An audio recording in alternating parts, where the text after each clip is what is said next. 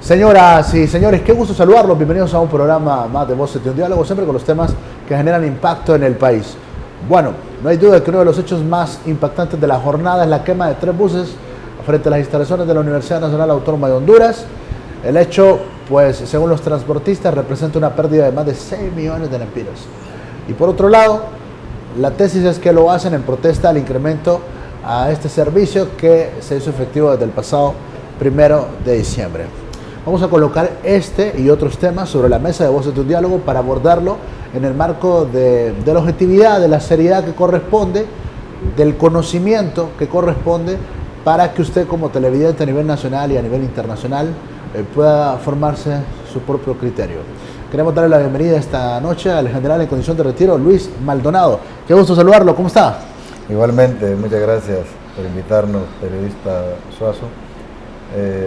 Con la expectativa siempre de ser de alguna manera aportantes a la opinión pública nacional a fin de despejar en lo posible este tipo de situaciones que afectan a Honduras en general y que de repente requieren algunas visiones que se puedan compartir con la teleaudiencia y así pues contribuir a todo lo que aspiramos, lograr paz, estabilidad, gobernabilidad, democracia, Estado de Derecho y tantas cosas que están en este momento de alguna manera afectadas en nuestra Honduras. ¿Y cuál es su primera impresión al conocer hoy que se quemaron estas 3 unidades de transporte? ¿Cuál es su primer impacto en relación a ese tema? Bueno, estoy viendo de que estos actos se están desarrollando por ciertas personas. Esto hace de que se pregunte uno cuál es la motivación, de quién viene esta actitud, quién la promueve, cuál es la causal, es política, es económica, es social. Es importante hacerse todas estas preguntas a fin de determinar qué es lo que se pretende con ello, también la finalidad, y encontrar alguna justificación, si la hubiera, respecto a este tipo de actitudes.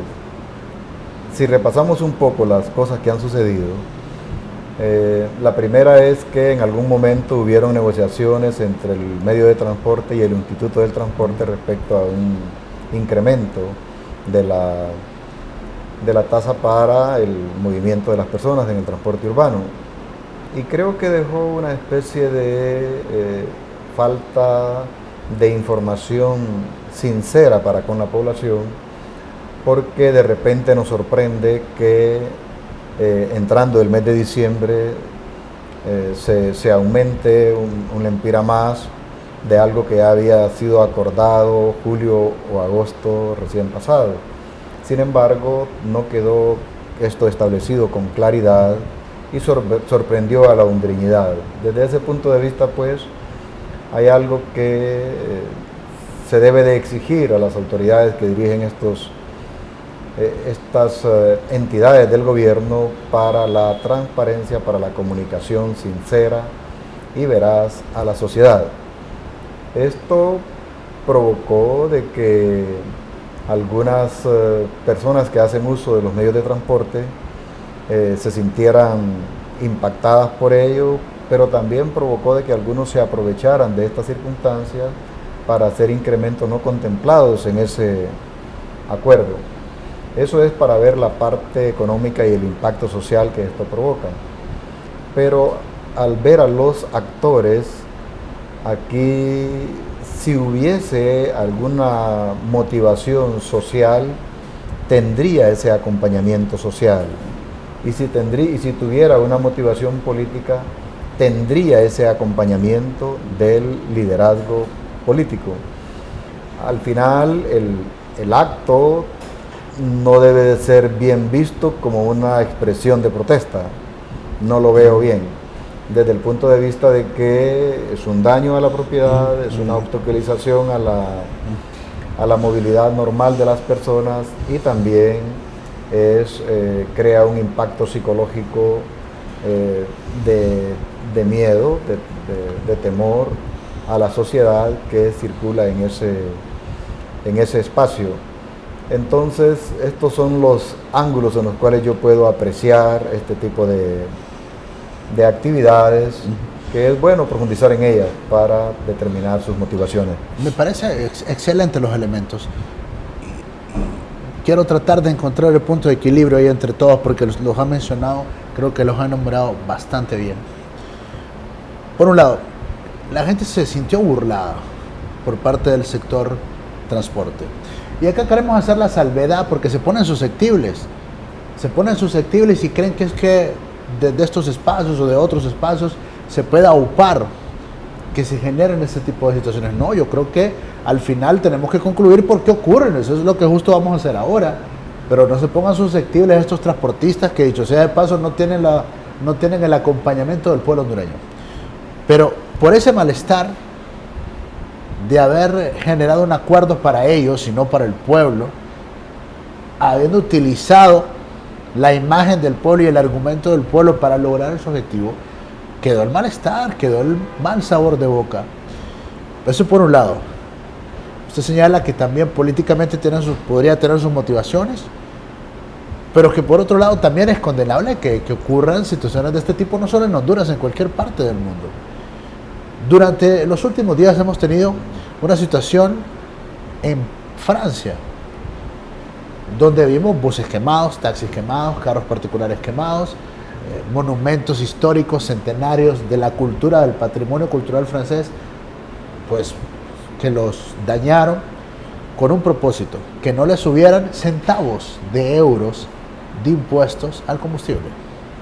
Ahí cómo encontramos ese punto de equilibrio, general. Sí, son los excesos en la toma de decisiones y probablemente estos se acumulan, las frustraciones del pueblo se acumulan, se acumula también de alguna manera el abuso, y recuerde que hay una frustración en el pueblo respecto a lo que sucedió hace algunos meses. El pueblo hizo un acompañamiento al sector transporte. Sí. Y eso dio una impresión de que iba a haber una correspondencia entre lo que aspira el pueblo y la pretensión que tenían también los transportistas, que dieron una señal de que era un abordaje social.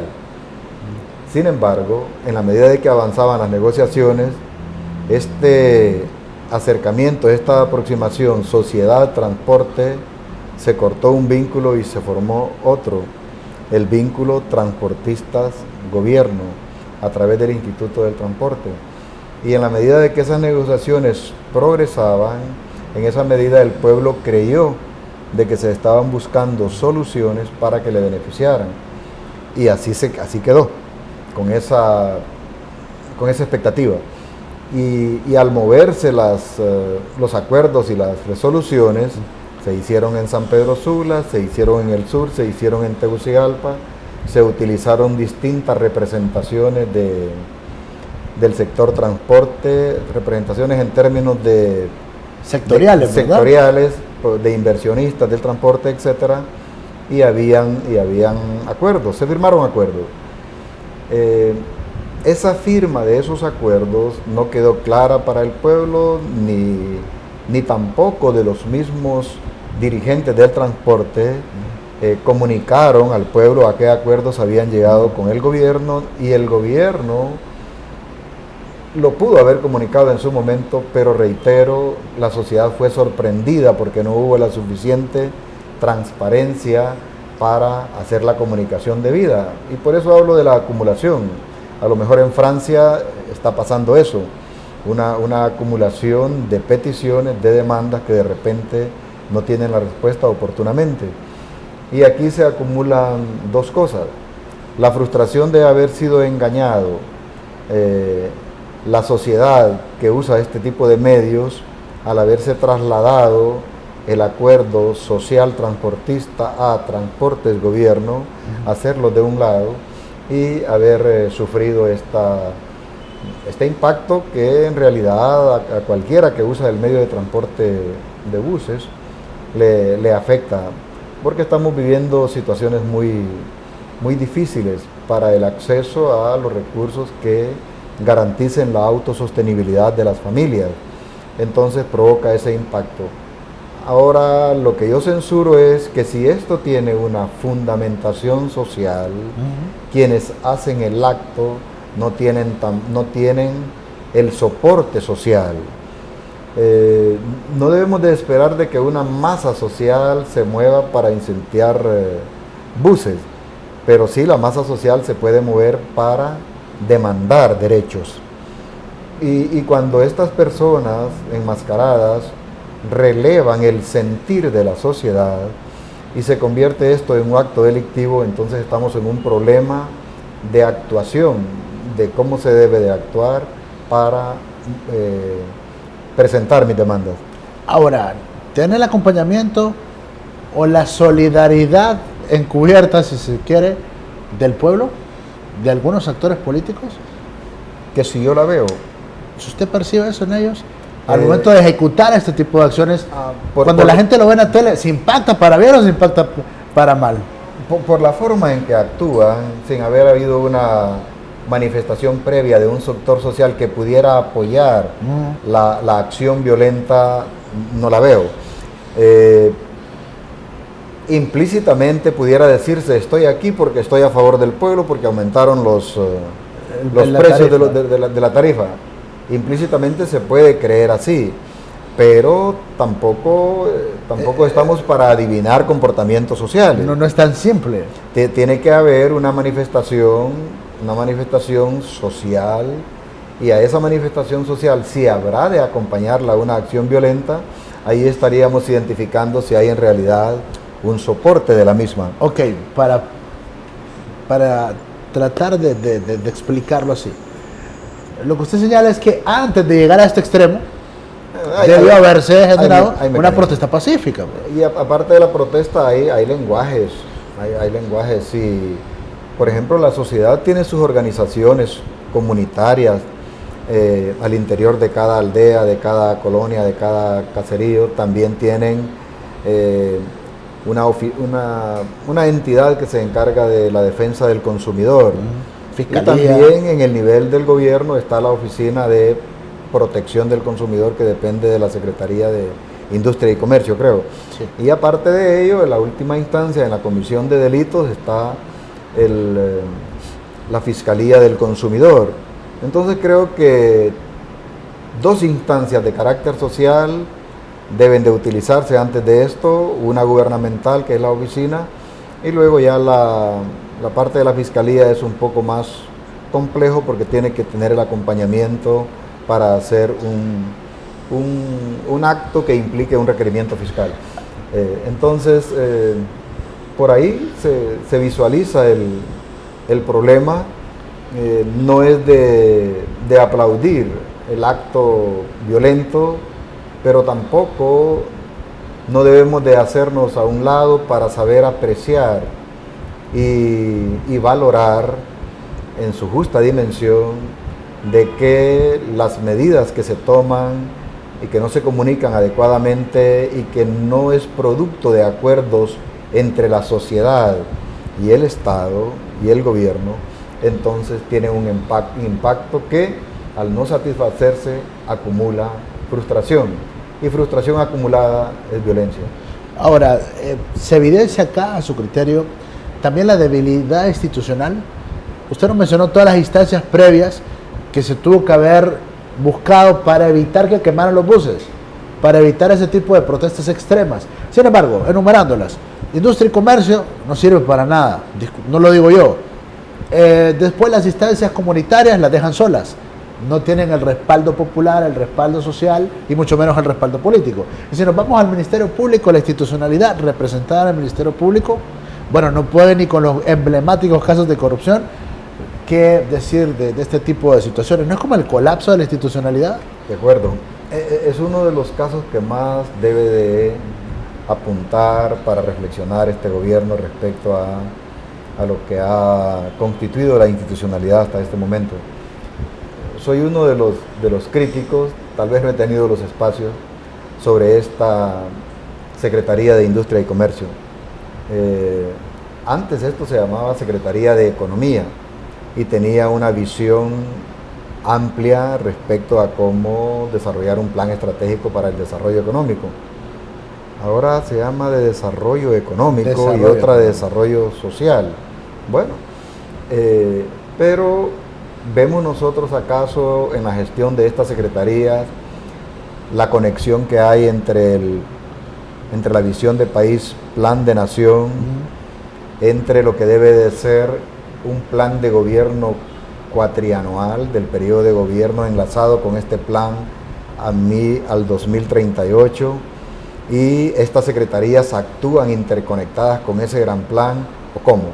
Y dentro de ese contexto está esta Oficina de Protección al Consumidor. Hay muchas cosas que hablar respecto a la responsabilidad que tiene esta oficina o que debe de tener. Nunca he escuchado de que esta oficina hace análisis de procesos, por ejemplo.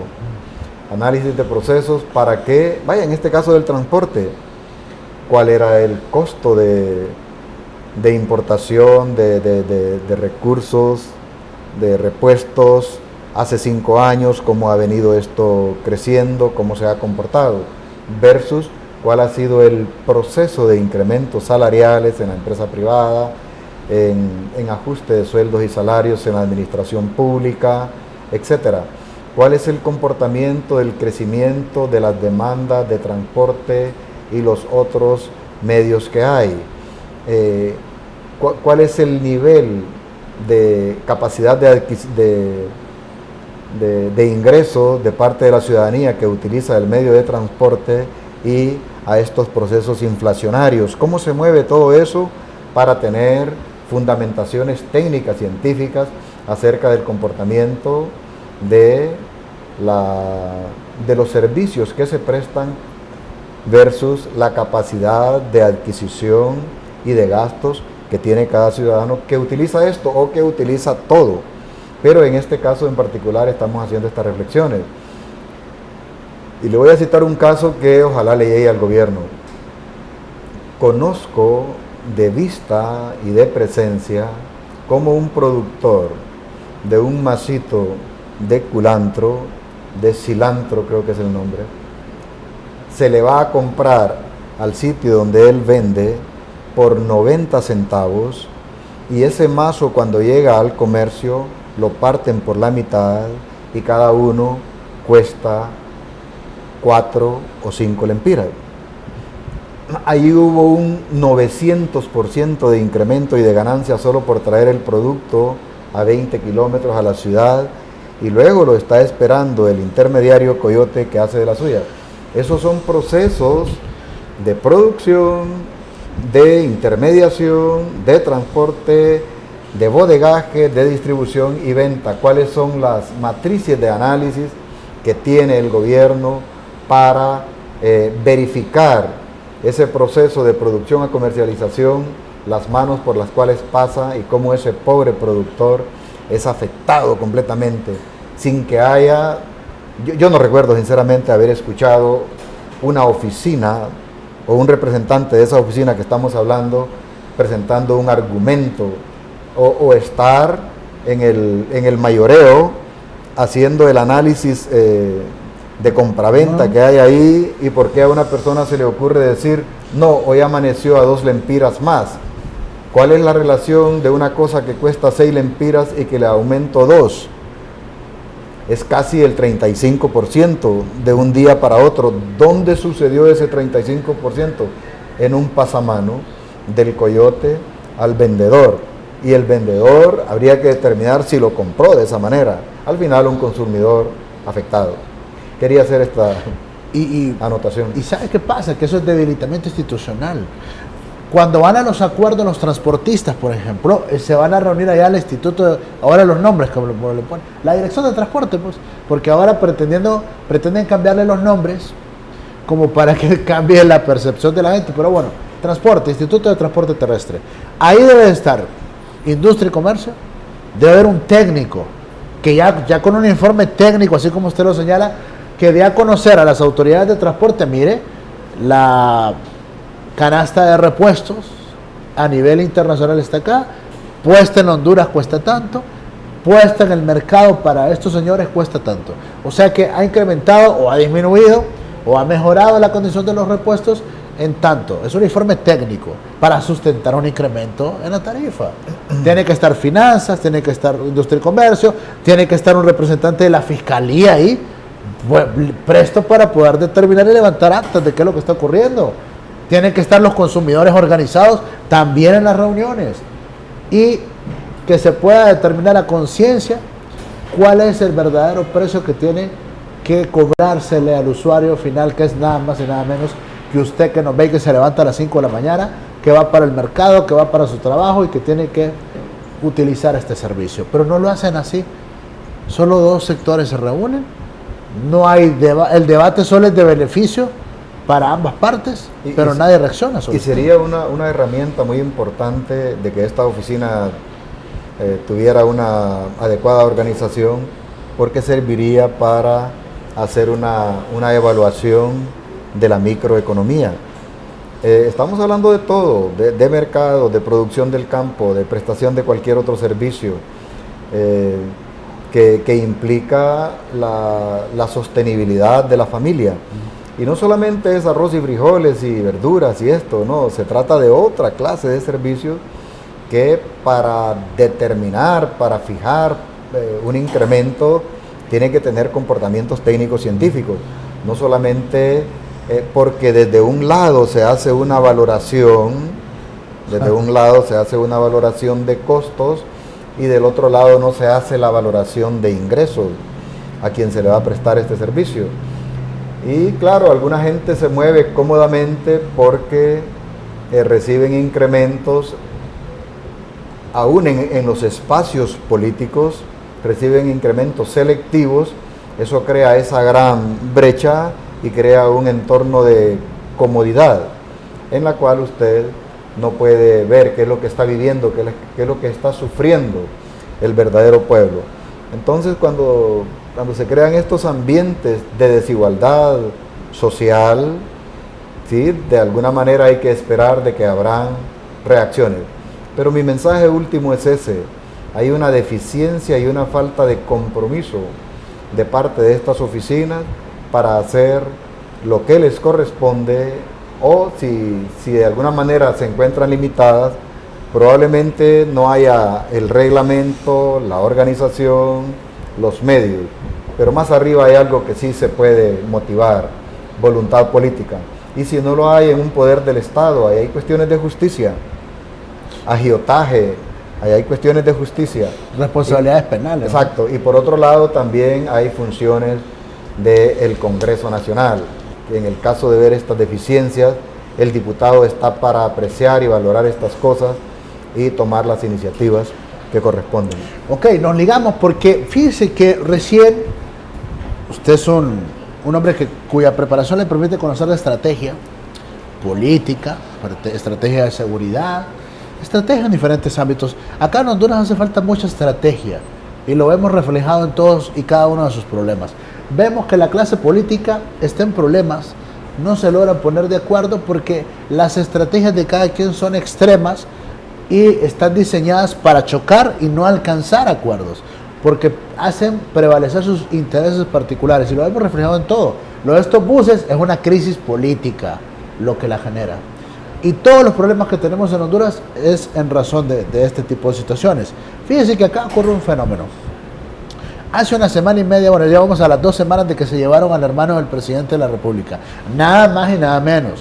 Se lo llevaron, o sea, se lo llevaron los gringos y redactaron un informe de terror, donde está de por medio participaciones de oficiales de las Fuerzas Armadas, de la Policía, de la Fiscalía, del Poder Judicial, políticos, ministros de Defensa, etc. Muy bien, el señor Hernández ya está enfrentando a la justicia de los Estados Unidos, muy bien, pero acá en Honduras no pasa nada.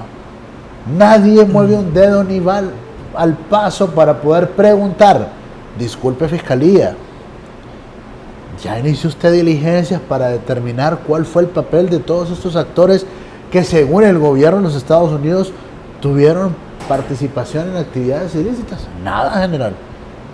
Es impresionante esto. Yo creo que hay algo que es bueno contribuir a la aclaración a los televidentes, a la sociedad hondureña respecto a esta cuestión, Estados Unidos, Honduras, justicia, DEA, narcotraficantes, políticos, etc. Y una de las cosas que más debemos de comprender es que los Estados Unidos intervienen en una situación de esta cuando son afectados sus intereses.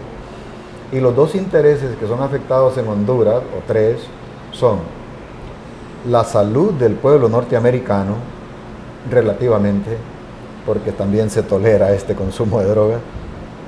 Dos, el sistema financiero de los Estados Unidos, la contaminación o no del sistema financiero. Y tres, la seguridad, que no sea el narcotráfico un vehículo para introducir otras formas de inseguridad a los Estados Unidos. Ahí está. Y para eso crean ciertas condiciones para poder garantizar su propia seguridad. Válido porque es un Estado y diseña sus políticas y diseña sus estrategias. Y usted lo dijo hace poco. ¿Cuál es tenemos nosotros visión estratégica, planificación estratégica, política estratégica? Aquí lo vamos a encontrar. Si los Estados Unidos pone esas barreras para su propia seguridad, ¿cuáles son las condiciones que ponemos nosotros para crearnos la propia?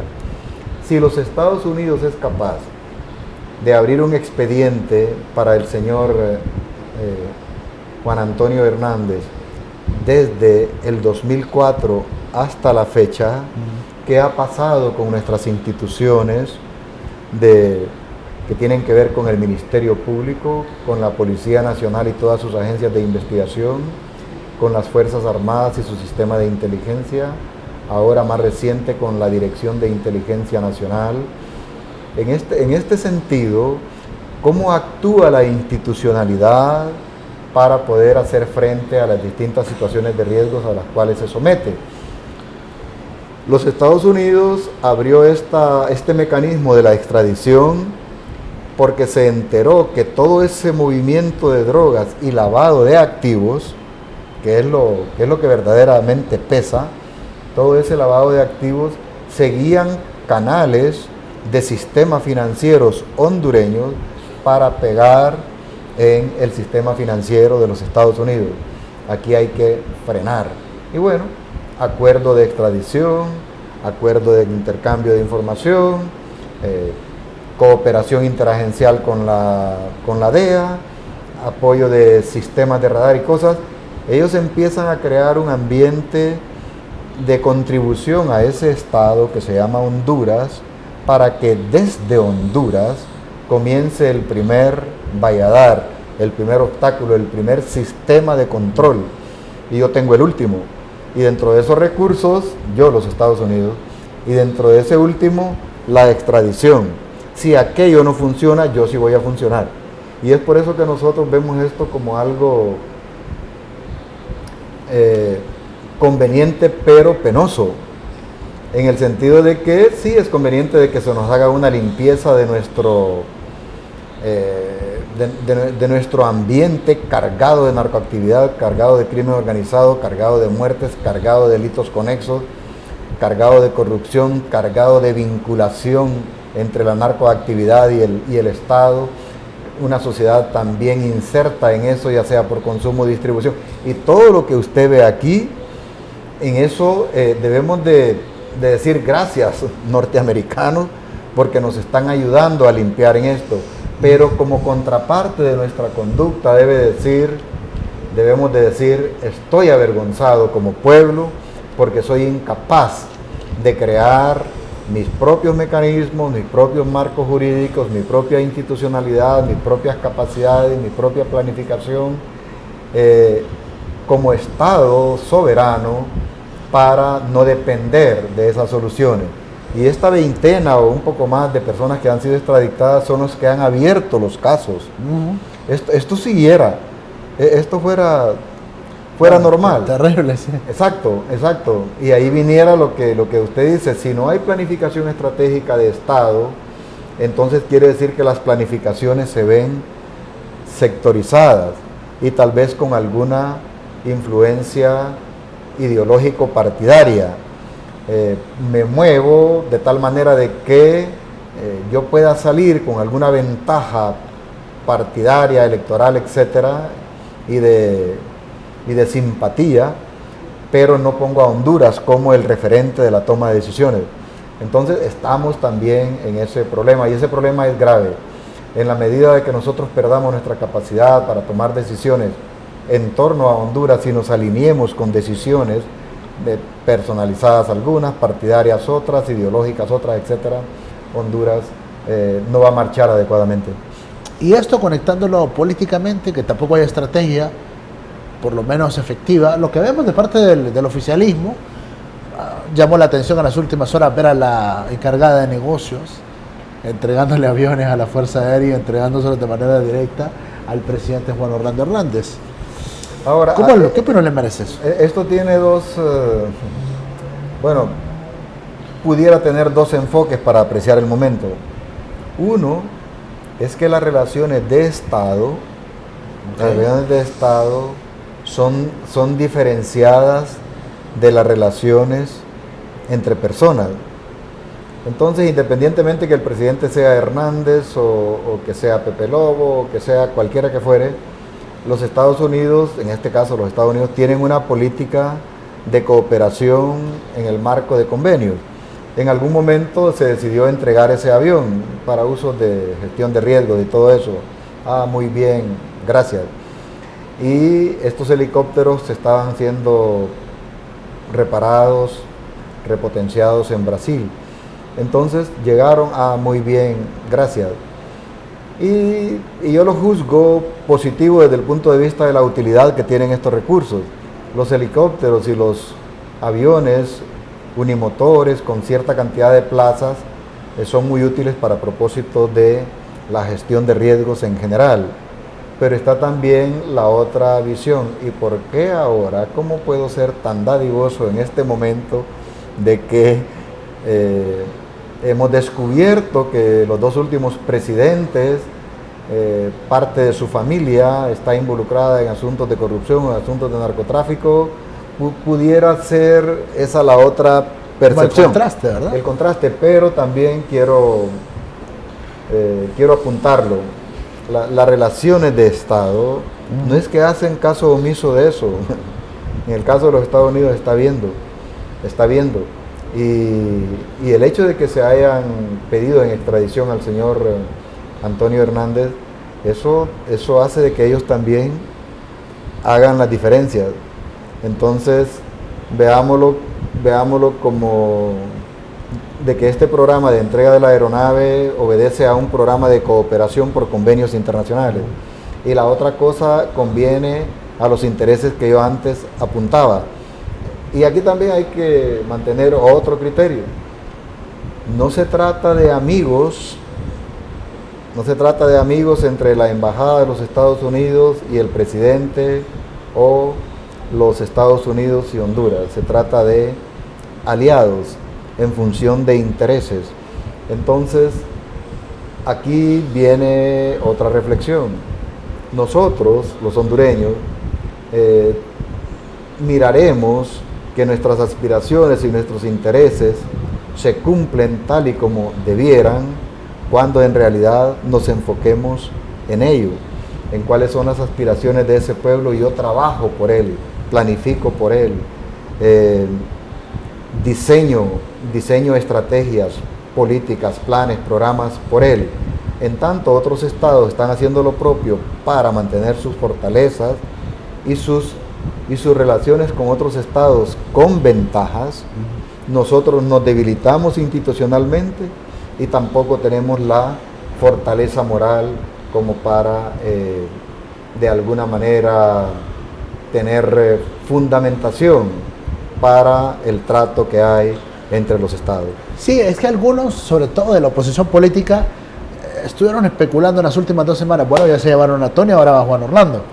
Ya como que nos hagan el favor los gringos, pues. Lo que no han podido hacer acá las fuerzas políticas a lo interno, pretenden que sean los gringos que vengan y saquen, y que por fin se cumpla el fuera jo.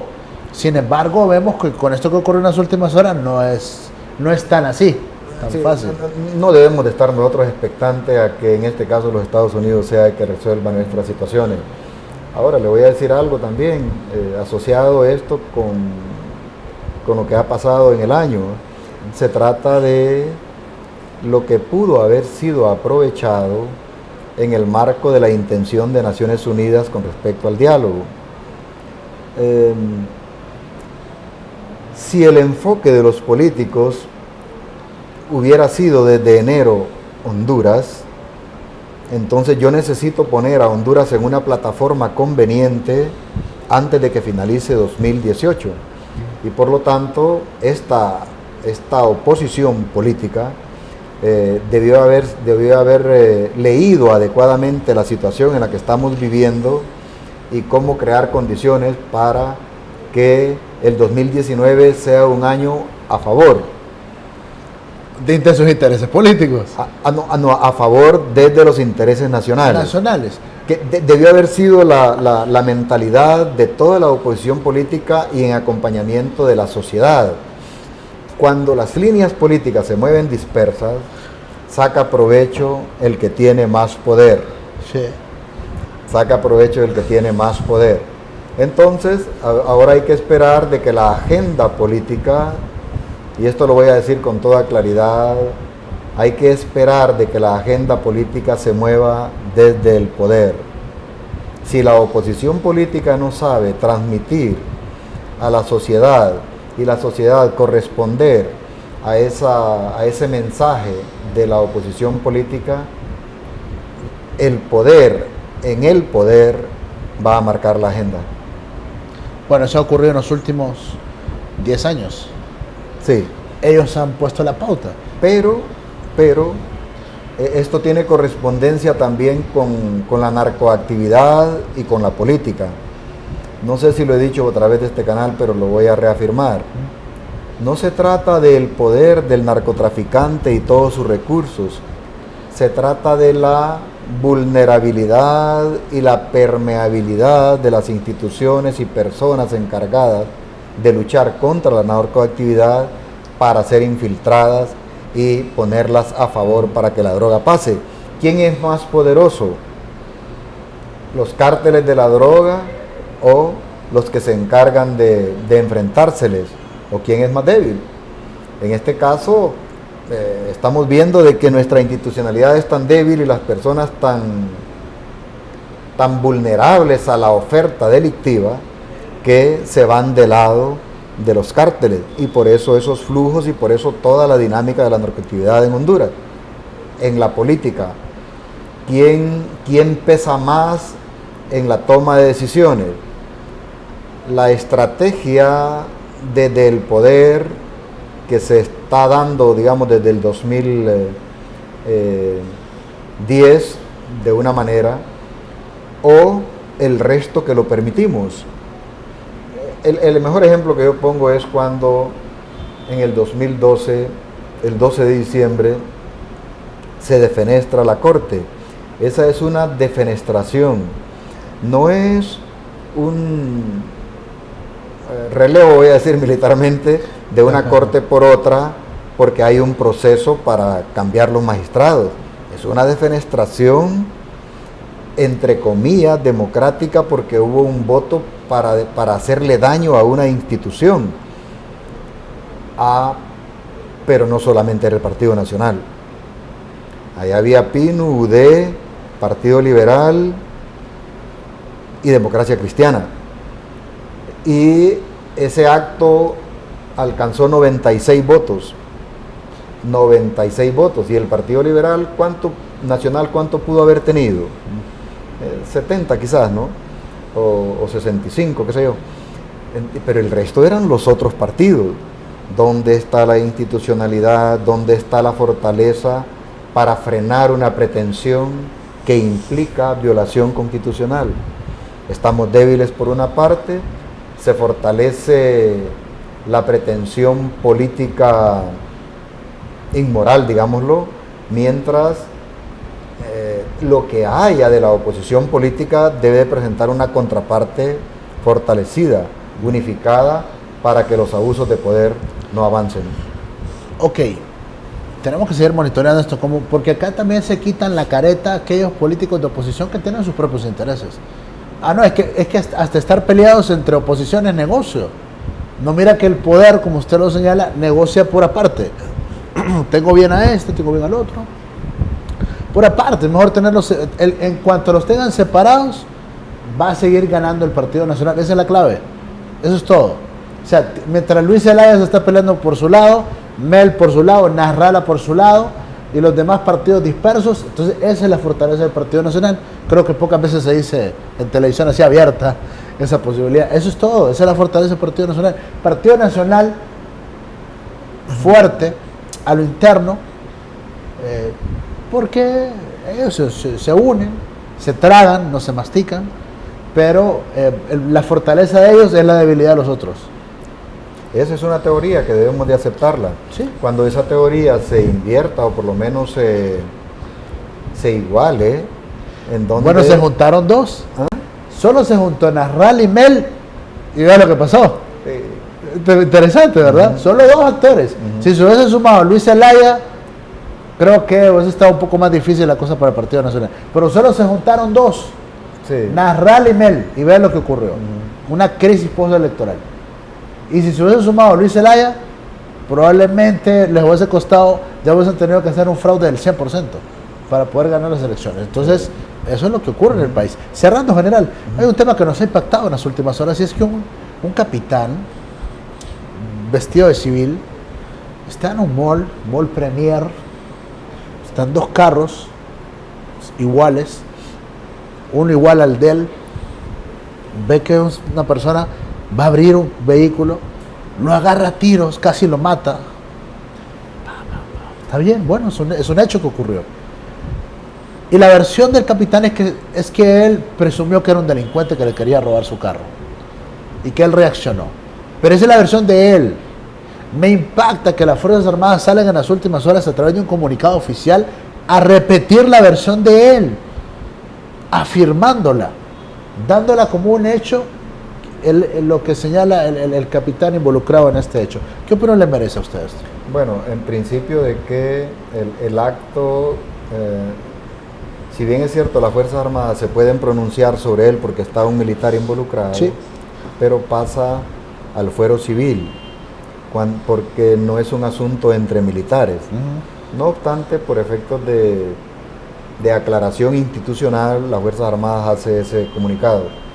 Número dos, está tan susceptible la cuestión de inseguridad que lo último que yo leí en uno de los medios de comunicación, porque leí varios, es que el oficial estaba dentro del vehículo y cuando él ve que alguien quiere abrirlo por enfrente, el dueño del otro vehículo, y por el otro lado los amigos, él entra en una situación de riesgo, y ante esa situación de riesgo reacciona con su arma y hace lo que pasó. Eso es lo que está ahí en el medio. Que son varias versiones. Sí, son varias versiones. Entonces, lo que habría que ver aquí es cuán susceptible está la situación de la inseguridad, que hace de que personas como nosotros, y en este caso un capitán entrenado para tener reacciones rápidas respecto a una condición de riesgo, reacciona de esa manera. Hasta estaba viendo ahí a la par del medio de comunicación un análisis psiquiátrico que hace una persona respecto a ese comportamiento, y tiene razón. Cuando no somos capaces de manejar nuestras emociones con respecto a nuestras destrezas, habilidades, conocimientos, etc., entonces podemos caer en una situación de exceso para reaccionar ante una situación de riesgo. Entonces aquí es una pena lo que ha pasado. Debe de haber en el oficial una posición de colaboración, de cooperar. Tengo entendido de que se entregó a las autoridades. Es importante que esto se despeje correctamente. Y algo también, que siendo militar activo, habiendo las Fuerzas Armadas habiendo hecho este pronunciamiento, debe de ser, y así se espera, de que las Fuerzas Armadas den la apertura completa desde donde corresponda para poder facilitar este proceso de investigación. Intimida ese comunicado, intimida al operador de justicia, me refiero. O sea, yo juez leo que los militares acuerpan la tesis del capitán. O sea, yo lo que siento yo es que la institución no debería meterse así abiertamente. Es el mismo error que está cometiendo el COEP. El COEP dice ayer, bueno, es que son inocentes todos tanto los empresarios como los obreros, porque ellos actuaron y tenemos la documentación. O sea, mete las manos al fuego por estos representantes. Yo creo que las instituciones tienen que hacer la salvedad del caso para permitir que sea el operador de justicia y los entes investigadores los que lleven a cabo el proceso. Sí, las Fuerzas Armadas en este momento no puede juzgar el hecho. Así como yo solo estoy hablando de las reacciones, de las circunstancias, etcétera, así se espera de que las Fuerzas Armadas, lo reitero, den la apertura conveniente. Y otra cosa también, ni el operador de justicia en el ámbito de la Fiscalía, Policía Nacional, de Seguridad y de Justicia en el caso del Poder Judicial deben de sentir algún tipo de influencia de parte de las Fuerzas Armadas para no tomar la decisión. Esto se escapó del ámbito militar. Desde el punto de vista jurídico está en el fuero civil. Y la relación que pueda tener con las Fuerzas Armadas es que se trata de un militar del cual se debe de ver como un miembro de las Fuerzas Armadas a quien hay que dejar que el curso de la justicia, cómo se mueva, sea el que tome la participación activa en este caso, y no las Fuerzas Armadas. Está en el fuero civil y ahí se debe de enfocar. Bueno, trasciende una información que hay un malestar en las Fuerzas Armadas porque ha habido muchas condenas en contra de militares en los últimos meses. Este año llama la atención la cantidad de militares condenados por diferentes ilícitos en el Poder Judicial.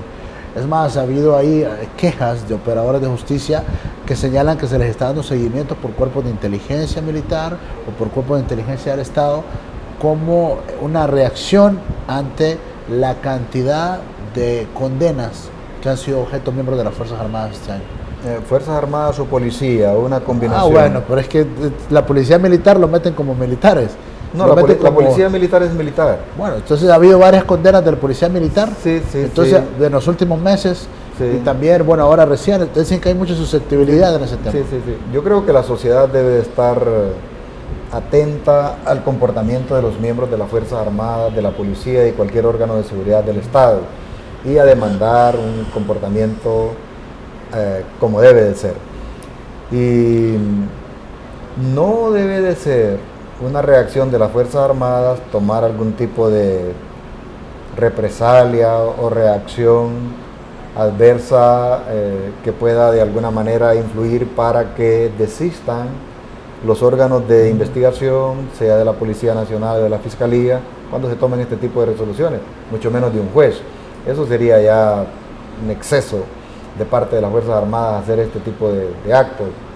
Ojalá y que no sea así. Si así fuera, que si existiera la posibilidad de que fuera, las Fuerzas Armadas tienen su sistema de autoprotección para poder protegerse institucionalmente respecto a las actitudes de ciertos miembros de las Fuerzas Armadas en contra de las políticas institucionales. Porque puede suceder, alguien infiltra a las Fuerzas Armadas, se ponen de acuerdo con llevar a cabo una acción que es de mi interés, te pago por hacerlo, lo hace, como es militar, cae en el juego. Entonces también es importante que se activen y se consoliden, se fortalezcan los órganos de autoprogresión que tienen las Fuerzas Armadas. Qué gusto platicar con usted. Un placer, general Luis Maldonado. Hoy acá en Voces del Diálogo. Muchas gracias a ustedes que siempre están pendientes del programa.